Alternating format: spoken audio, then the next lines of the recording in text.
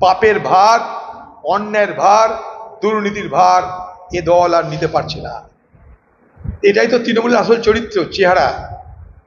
দাঁড়ান, অপেক্ষা করুন। তৃণমূল এইভাবে ক্ষতবিক্ষত হবে, কেউ কাউকে মারতে হবে না কাউকে। তৃণমূলের দলের মুসল পর্ব শুরু হয়ে গেছে, এইভাবে তৃণমূল ক্ষতবিক্ষত হবে। দেখবেন একটা দিদির তৃণমূল, একটা খোকাবাবুর তৃণমূল। ভালো করে খোঁজ ওখানে দেখবেন দিদির তৃণমূল একটা, খোকাবাবুর তৃণমূল একটা, একটা মুসলমান তৃণমূল, একটা হিন্দু তৃণমূল। মিলিয়ে নেবেন এগুলো ধীরে ধীরে আপনারা, যা বললাম মিলিয়ে নেবেন। কোথাও দেখবেন মুসলমান তৃণমূল সঙ্গে হিন্দু তৃণমূল, কোথাও দেখবেন দিদির তৃণমূল সঙ্গে দেখবেন খোকাবাবুর তৃণমূল। ক্ষতবিক্ষত হবে এইভাবে এই দলটা। পাপের ভার, অন্যায়ের ভার, দুর্নীতির ভার এ দল আর নিতে পারছে না। ধর মেয়র কি বলবে, মেয়র কি জানে এগুলো? ওকে বলে দিয়েছে সরকার থেকে এই বলো, তাই তাই বলছে। ও তো একটা টিয়া পাখির মতন বলে, যা যা দিদি শিখিলে তাই তাই বলে। দেখুন এগুলো হচ্ছে কি জানেন তো, এই যে যুবক দেখছেন না শ্লীলতানি করছে, এর পেছনে আরেকটা বড় কারণ হচ্ছে মদ। খেয়াল করে দেবেন মত্ত অবস্থায় এগুলো বেশি হচ্ছে। এই রাহাজানি বলুন, নারীদের শ্লীলতাহানি বলুন, এই বাংলায় এবং আমাদের এই শহরে, জেলায় এই জিনিস বাড়ছে। কোনো কিছু নোটিশে আসছে, আপনাদের হয়তো বলছেন, আননোটিস যেগুলো যেগুলো জানেন না, তার সংখ্যা কিন্তু কয়েকশো গুণ বেশি বলে আমি মনে করি। তাই মানুষ কিন্তু রেজিস্ট করবেই। আজ আমার সাথে যদি কোনো মহিলার উপরে এরকম হামলা করে, আমি তো রেজিস্ট করবই, খালি হাতে রেজিস্ট করব, খালি হাতে রেজিস্ট করবো। বাংলার কোনো মা বোনের উপর কোনো অত্যাচার হলে চোখের সামনে, প্রশাসন কি করবে জানি না, আমরা রেজিস্ট করব, আমি রেজিস্ট করব। আজকে বহরমপুর শহর নারীদের জন্য নিরাপত্তা শহর বলে পরিচিত ছিল। সে নিরাপত্তা বহরমপুর শহরে নারীদের যদি না থাকে, এর থেকে দুর্ভাগ্য কিছু থাকতে পারে না। তাই প্রশাসনকে বলবো, আপনারা সতর্ক হন। সিসিটিভি যদি ব্যবহার করুন, তাতে ধরা পড়বে। আর মা বোনদেরকে বলবো, আপনারা থানাতে কমপ্লেনও করুন, কমপ্লেন করে রেকর্ডটা রাখুন। কারণ আপনারা লজ্জায় ভয় হয়তো থানায় বলতে পারছেন না। থানায় কমপ্লেন করা মানে সেখানে হয়তো তা আপনাকে আরো বেশি অস্বস্তির মধ্যে পড়তে হতে পারে। আপনি ইমেল করে জানান, থানাকে জানান, এসপিকে জানান, ইমেল করে জানান আপনারা যে কোথায় ঘটনা ঘটেছে। তারপর যদি থানা ডাকে, তখন থানায় গিয়ে বলুন।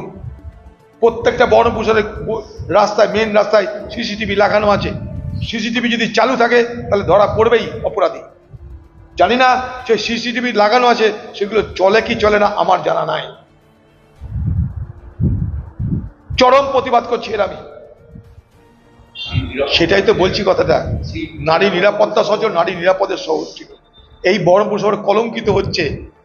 লক্ষ্য করে দেখুন, যেদিন থেকে রাজনৈতিক দল হিসেবে কংগ্রেস পার্টি দুর্বল হয়েছে এই মুর্শিদাবাদে, এই বহরমপুরে, সেদিন থেকে নারী নিরাপত্তা বিঘ্নিত হচ্ছে ঠিক ততোধিক হারে।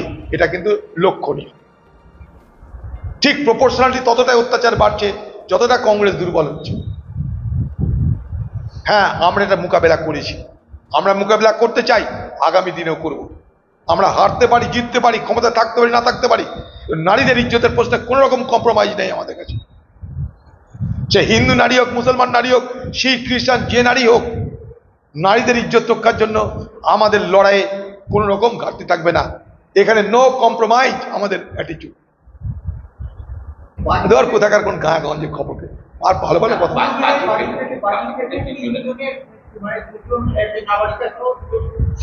দেখুন একই ব্যাপার, আইন শৃঙ্খলা যারা চালায়, প্রশাসনিক ব্যর্থতা।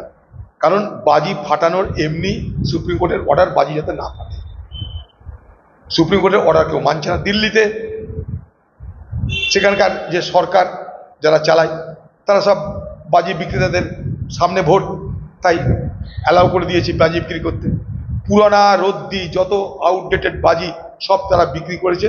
দিল্লি আজ ভারতবর্ষ নয়, পৃথিবীর সব থেকে দূষিততম শহরে রূপান্তরিত হল। ঠিক একইভাবে বাজির প্রচলন যত বাড়বে, তত এই দুর্ঘটনা বাড়বে। এগুলো দেখার দায়িত্ব কার? প্রশাসনের।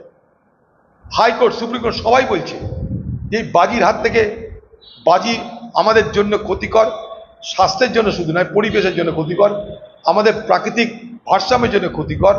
তো স্বাভাবিকভাবেই এই বাজির ব্যবহার কিভাবে করা উচিত, আজকে গ্রিন পতাকা আছে, এগুলো সবাই জানে। তা সত্ত্বেও এগুলো কোথা থেকে আসে? এই বাজি থেকে বাংলায় বোম তৈরি হয়, বাজির মশলা বোমের মশলা এক, তাই বাংলায় বোমা বিস্ফোরণে মৃত্যুর ঘটনাও বাড়ছে, কারণ বাজির মশলা বোমের মশলা এক। আর প্রত্যেক কটা বাজি কারখানা যারা মালিক হবে দেখবেন তারাই বোম কারখানার মালিক, আর তারাই কিন্তু তৃণমূলের মালিক এলাকায়, মিলিয়ে নেবেন একদম। বাজি কারখানার মালিক মানে বোম কারখানার মালিক মানে তৃণমূলের নেতা। বলছি তো, আচ্ছা কি করে পারমিশন পাই বলুন? তারপর বলছি পারমিশনটা কি করে পাই? প্রশাসনের জন্য। কেন প্রশাসন পারমিশন দেয়? তৃণমূলের জন্য। তৃণমূল করো, 7 খুন মাপ, তাই যা খুশি করা যায় তার নাম তৃণমূল। তাতে মানুষের মৃত্যু হোক, মানুষের বিপদ হোক, কিছু যায় আসে না। পশ্চিমবঙ্গে আর তো কিছু নয়, মদ আছে আর জুয়া আছে। দিদি মদ প্রমোট করে, দিদি জুয়া প্রমোট করে। পশ্চিমবঙ্গের বেকার, তাদের প্রতি দিদির বার্তা কি? তাদের প্রতি দিদির বার্তা যদি হতাশ হয়, মদ খেয়ে নাও। গ্রামে গ্রামে পাড়ায় পাড়ায় গঞ্জে গঞ্জে মদের দোকান খোলা আছে। আর যদি মনে করো যে বড় হতে চাই, লাখপতি হতে চাই, জুয়া খেলা। সারা ভারতবর্ষে সব থেকে বেশি জুয়া পশ্চিমবঙ্গে হয়, সব থেকে বেশি লটারি বিক্রি পশ্চিমবঙ্গে হয়, কারণ পশ্চিমবঙ্গে অভাব বেশি, পশ্চিমবঙ্গে বেকারত্ব বেশি। তাই খোঁজ নিয়ে দেখুন যে পশ্চিমবঙ্গ সরকার এই লটারির টিকিট বেচে, পশ্চিমবঙ্গ সরকার মদ বেচে আমাদের রাজ্যের সব থেকে বেশি রাজস্ব আদায় করছে। আমাদের রাজ্যে রাজস্ব আদায় শিল্প থেকে হয় না, বাণিজ্য থেকে হয় না, বিদেশ থেকে টাকা প্রেরণ করে হয় না। আমাদের রাজ্যের সব থেকে বেশি রাজস্ব আদায় হয় মদ বেচে আর জুয়ার বা লটারির টিকিট বেচে। লটারির টিকিটের ব্যাগ বিক্রি করার এই যে পাড়ায় পাড়ায় ঠেক, আমি কোনো বেকারদের বিরুদ্ধে কথা বলছি না। বেকাররা কি করবে? তারা মনে করছে লটারির টিকিট বিক্রি করে যদি সংসার চলে, তাদের একটুও দোষ দিচ্ছি না। আবার সেই বেকারের কাছে আরেক বেকার যাচ্ছে, যদি সেই বেকারের লটারির টিকিট কেটে তার বেকারত্ব দূর হয়, সেও যাচ্ছে, সর্বশান্ত হচ্ছে সে। আজকে ভাবছে 10টা টিকিট কাটলাম, হয়তো কিছু না কালকে হবে, কালকের জন্য আরো 100টা টিকিট। অভাব, সংসারে মারামারি, বন্ধক, এই করতে করতে একের পর এক জুয়ার জালে আটকে যাচ্ছে, বেরোতে আর পারছে না। ভাবছে আজ না হয় কাল, কাল নয় পরশু হবে, পরশু নয় তার পরের দিন হবে। আমরা যেমন কানে যদি জল ঢোকে, বেশি জল দিয়ে কান থেকে জল বার করি, এর জুয়ার চক্করেই পড়ে যাচ্ছে এইভাবে বাংলার যুবক সম্প্রদায়। তাদেরকে বললে কি জুয়া কবি কিসি কো না হোগা না হুয়া, এটা মনে রেখে আপনারা চলুন ভাই। এই জুয়ার আড্ডায়, মদের আড্ডায় বাংলার যুবক আপনারা বিরত থাকুন।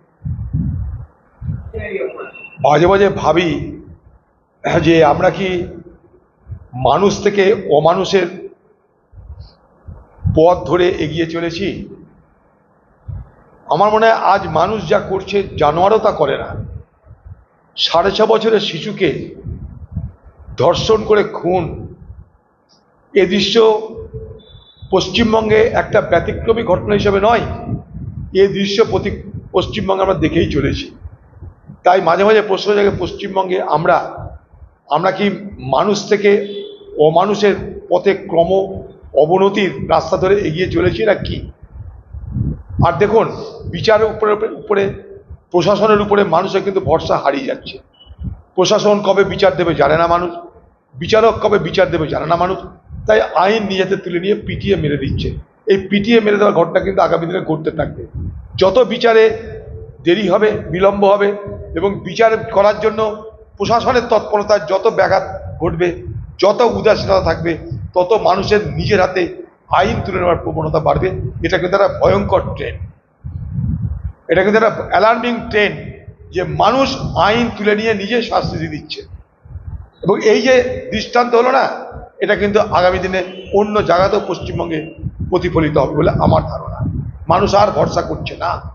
বিশেষ করে আরজিকর কাণ্ড দেখার পর সারা পশ্চিমবঙ্গের মানুষ যখন বিক্ষোভ করলো, প্রতিবাদ করলো, তারপরেও যখন এই ধরনের যাকে বলে ধানাই পানাই চলছে বিচারের নামে, শাস্তির নামে, তদন্তের নামে, বিচারের নামে, প্রশাসন যখন ধানাই পানাই করছে, একটা আইন পাস করে অপরাজিতা বিল পাস করছো তুমি, কিন্তু পশ্চিমবঙ্গের প্রশাসন মনে করলেই আরজিকর কাণ্ডের বিচার এবং শাস্তি দেওয়ার ব্যবস্থা করতে পারে বলে আমি বিশ্বাস করি। তার অসংখ্য উদাহরণ আছে পশ্চিমবঙ্গে। এই পুলিশই পারে, সেই পুলিশকে খোলা হাত দেওয়া হোক, পুলিশকে বলে দেওয়া হোক যে আর.জি. কর কাণ্ডের তদন্ত করতে কে যোগ্য তাকে আমি দায়িত্ব দিতে চাই, করে দেখাও, কালকেই হবে।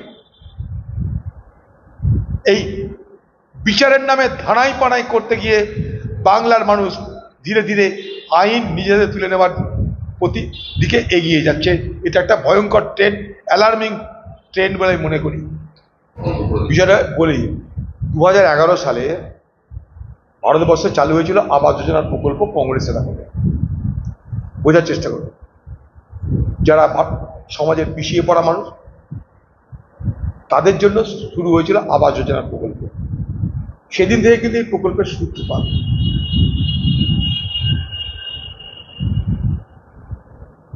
আজকে এই প্রকল্প পশ্চিমবঙ্গে কেন্দ্র রাজ্য উভয়ের শেয়ারিংয়ে চলছিল। কেন্দ্র তার টাকা বন্ধ করে দিল বলে অভিযোগ রাজ্যের। রাজ্য দাবি যে তারা তাদের টাকায় করছে।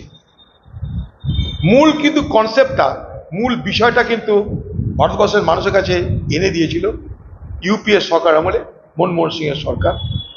সেটা হচ্ছে যে সোশ্যালি এবং যারা সোশ্যালি ব্যাকওয়ার্ড, ইকোনমিক্যালি ব্যাকওয়ার্ড তাদের জন্য, সোশ্যালি অ্যান্ড ইকোনমিক্যালি ব্যাকওয়ার্ড যারা তাদের জন্য সেন্সাস হয়েছিল, একটা জনগণনা হয়েছিল। সেই তালিকা অনুযায়ী কিন্তু এটা শুরু হয়। এবার এই যে তালিকা, এটা তো সেন্ট্রালি ফিট করা আছে, কম্পিউটারে ফিট করা আছে। যখন এই তালিকা তৈরি হয়েছে তখন তো নেতারা তালিকা তৈরি করেছে, তখন তো জানে না তাদের এইরকম বিপদ হবে। নেতারা তালিকা তৈরি করেছে, সেই তালিকা অনুযায়ী টাকা আসছে। সেই তালিকা তো আগে আপনাকে পূরণ করতে হবে। সেই তালিকা কাদের?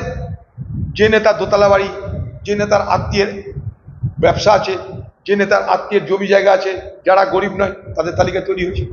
শুধু তালিকা তৈরি হয়নি, কাটমানি খাওয়া হয়ে গেছে।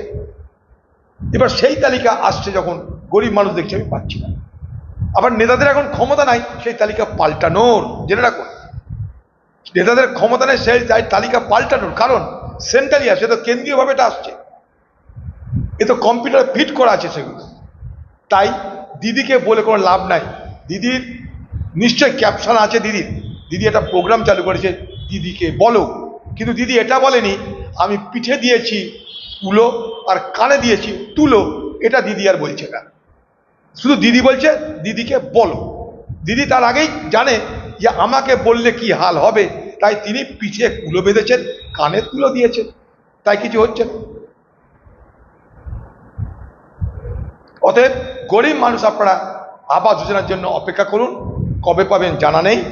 তার মধ্যে নেতাদের কাটমানি চাওয়ার ডিমান্ড থাকবে, নেতাদের কাছে বারবার করে যেতে হবে আপনাদের। কিন্তু জেনে রাখবেন, সমস্ত আবাসের সুযোগ কিন্তু আপনার এটা অধিকার, যে সরকার আসুক তাকেই দিতে হবে। সারা ভারতবর্ষের প্রত্যেকটা রাজ্যের মানুষকে এই অধিকার দেওয়া আছে। এটার সঙ্গে কোনো পার্টির কৃতিত্ব নেবার কোনো জায়গা নেই। তারা হয়তো কৃতিত্ব নেবে তৃণমূল দিচ্ছে বলে, তৃণমূলের নয় এই প্রোগ্রাম। আপনার আমার মানুষের টাকা নিয়ে এই প্রোগ্রাম, মানুষের টাকায় রাজস্ব, সেই রাজস্ব থেকে এই প্রোগ্রাম, মাথায় রাখবেন। কাউরি দয়া নয়, দিদির আঁচলের থেকে পয়সা বার করে আপনাকে দিচ্ছে না। সেইখানে কাটমানিটা, সেইখানে আপনি পাচ্ছেন তার একটাই কারণ, ওটা আবাস যোজনার প্রকল্পের যে বিতরণ প্রণালী, সেই বিতরণ প্রণালীতে তৃণমূলের নেতৃত্বে, প্রশাসনের নেতৃত্বে তুমুল দুর্নীতি হয়ে গেছে। তাই এবার তৃণমূল নেতারা কি করছে, সামনে অফিসারদের ভিড় দিচ্ছে। আর অফিসারের বাপের ক্ষমতা আছে, তৃণমূল নেতাদের বাইরে গিয়ে কাজ করে। এখানকার ডিএম এর ক্ষমতা আছে, এখানকার এসডিও বিডিওর ক্ষমতা আছে, তৃণমূলের নেতাদের বাইরে গিয়ে একটা লিস্ট করে, বলুন আছে ডিএম এসডিও বিডিওদের? এখন তাদেরকে বকরি বানাচ্ছে, বলির পাঁঠা বানাচ্ছে। এই দেখো অফিসাররা করেছে, আমরা কেউ যাই না। দিদি এক হাত টাকা হয়তো সাসপেন্ডও করবে তার নিজের দল বাঁচাতে। এই ঢপের রাজনীতি চলবে, ঠিক আছে।